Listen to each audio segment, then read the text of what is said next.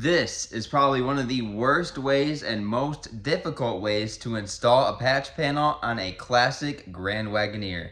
Welcome to Wagon Works 803. My name is Garrett and this is my 1986 Jeep Grand Wagoneer project that I am slowly restoring. Like the video and subscribe for Wagoneer Wednesdays at 7 p.m. where I showcase this project on the channel every single Wednesday.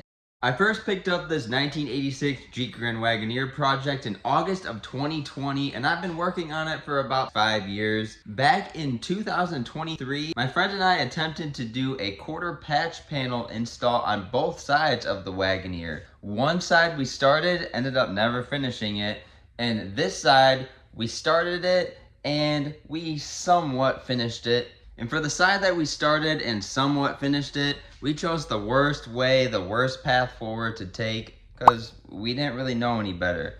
And now that I'm working on the Jeep again with more experience under my belt, come to realize this is probably the worst way to install a patch panel on one of these old Wagoneers. So don't do it this way if you're looking to do this for your Wagoneer. We welded a backer behind the patch panel and slipped it up and under the hole that we cut out for the patch panel on the Wagoneer. And we cut right on the body line. Cutting right on the body line, we slipped the patch up and under, and then we welded on the body line, and that made the job so difficult. Welding right on the body line created all of the welds that had to be ground down.